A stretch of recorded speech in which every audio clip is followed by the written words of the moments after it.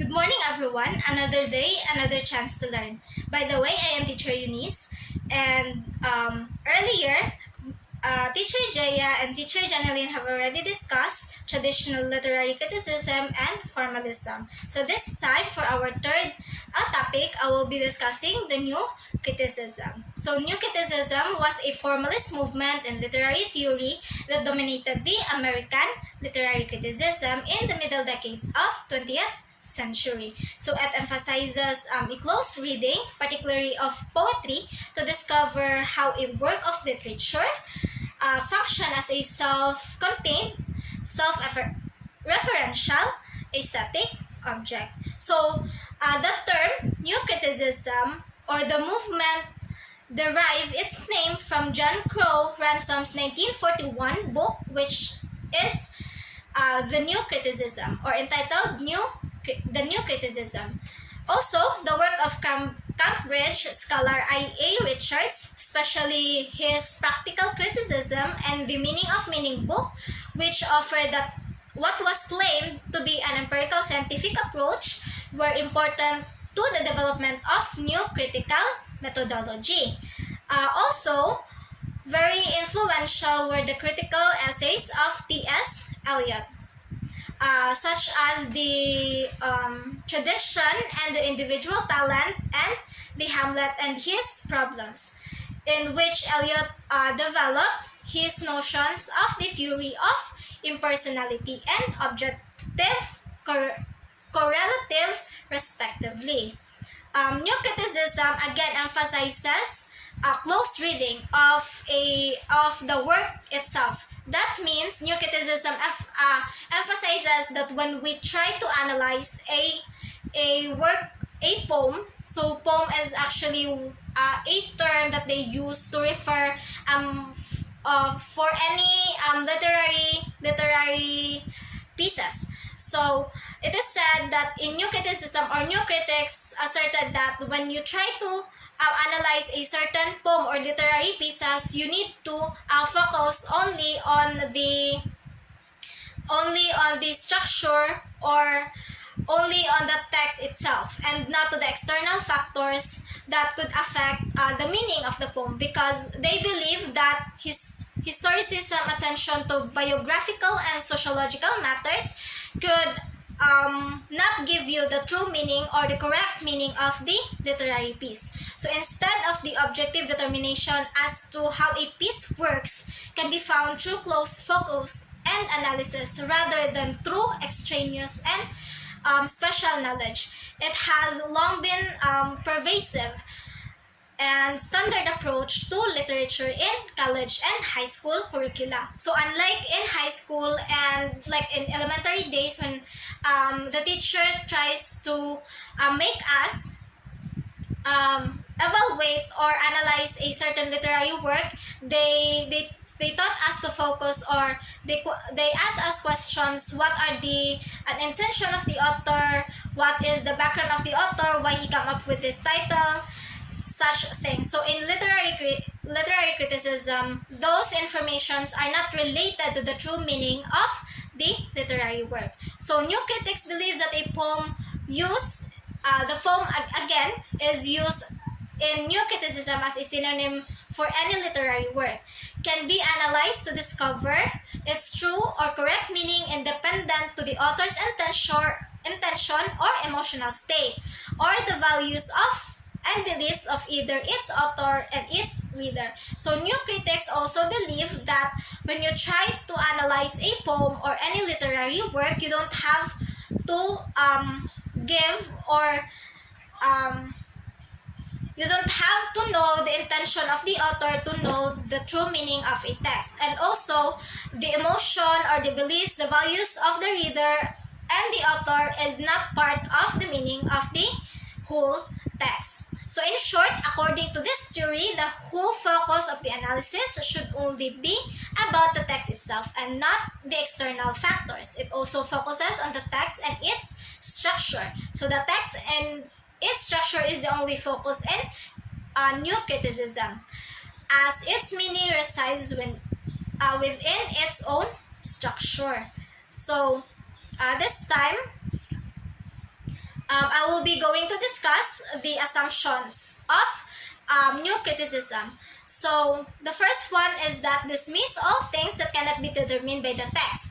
And in the text, if it's not in the text, it's not a concern. So just like what I've said earlier, the focus is only on the text itself and its structure. So if it is not in the text, it is not a concern in new criticism, or it is not a concern in determining the true meaning of a literary work. So the new criticism also rejected the consideration of the author as part of their own backlash against that biographical criticism had become a sort of hero worship. They rejected the intentional fallacy. The intentional fallacy, everyone, is the false reasoning that the author is in control of the meaning of a work. The real meaning of the poem does not also reside on the outside the text information. So in new criticism, they suggested, or new critics suggested, that the whole information of the backgrounds of the author is not part of the meaning of the poem. Also, they reacted and against. New critics are against the psychoanalysis. So Sigmund Freud's theory of the subconscious and of poetic madness meant that authors had no rational control of their processes, and there could never know what their own work meant in its entirety. So also new critics asserts that the author itself do not know the true meaning of his or her poem entirely, because in new criticism they try to generalize or find out the general meaning of the poem by analyzing the text itself and its function. Also, readers' emotional responses to the text is neither important nor equivalent to its interpretation. So error of judgment is called affective fallacy. So just like what I've said earlier, the emotion of the reader is not regarded as important in determining the meaning of the poem, because again it is the true meaning of the poem only resides in the text itself and how it is written. So this theory also assumes that the meaning must reside within its own structure. New critics also assumes that all parts of a poem are interrelated. So again, new critics assume or asserted that all parts of the poem are interrelated. So this is called the organic unity of the poem. I think there is no such poem that each part has its own meaning. But a poem, even though it has a lot of parts, it is actually interrelated. So it is called organic unity of the poem. Meaning, though sometimes there is a tension or contradicting ideas within the poem, it can still be resolved as all parts are interrelated. So this time we'll be going to talk about the philosophical assumptions about the text. So the text must be where all signification takes place. So if it is not in the text, it is not significant. That is the philosophical view or assumption of new criticism. So the text must be center of affective triggers, emotional cues. So yes, there is no we should, if you try to analyze a poem, you should not give your own meaning to it, especially when it affects your emotion. So whatever condition the text is in, we must regard it as a whole and complete and seek its function, meaning and emotion through its fullness and interaction of parts. So that is the assumptions of new criticism. So let's move on to the methodology. So first one is of course close reading. So first, Be aware that close reading is not new criticism. Close reading has been around for a long time, and all it means is reading a text very carefully, looking at each word and asking why this word instead of another,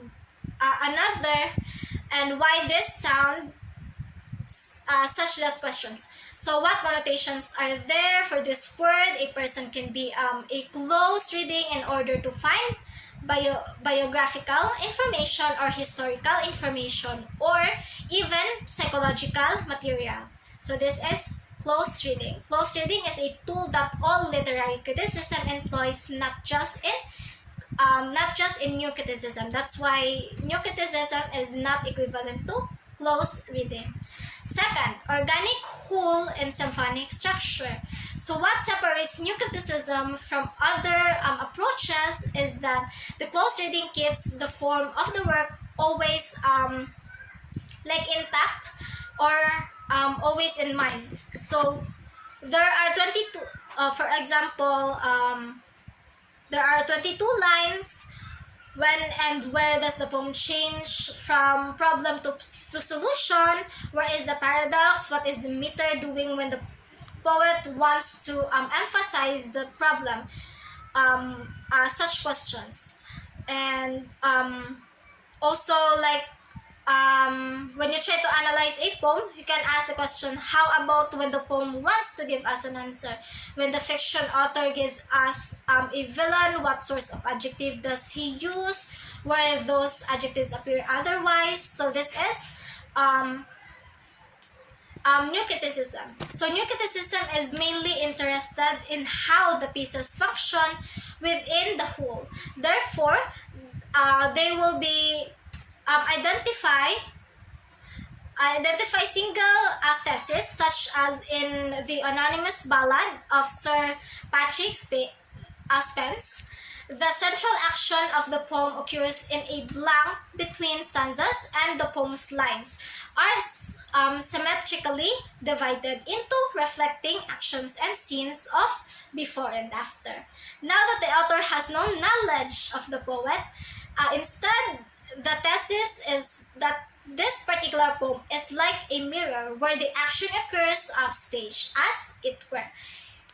He will then go to the show the line count, the stanza structure, and how the poem flips and reflects. So the purpose of the analysis is to demonstrate the symphonic functioning of the verbal machine of the poem.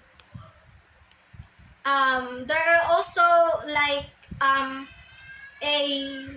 process in methodology in new criticism. So first is you should find the tension and conflicts. So this may lead to the poem's diction, where many ambiguity, which is called also the tension, rises. So second, it is the job of the critic to unravel the various conflict and tension within each of the poem and show that ultimately the poem is an organic unity. Just like what I've said earlier, it is your job to unravel this tension, and although there is a contradicting ideas between parts, it is the job of the critic to connect this or to make sense of that contradiction and make the analysis whole.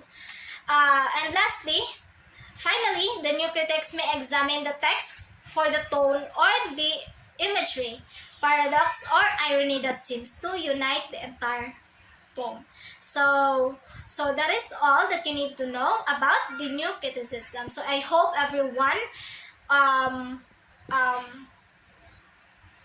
understand what is a new criticism by listening to this video. So I hope everyone is doing well in their homes right now, since we are still in the pandemic. So I hope everyone is healthy, and that would be all. Thank you.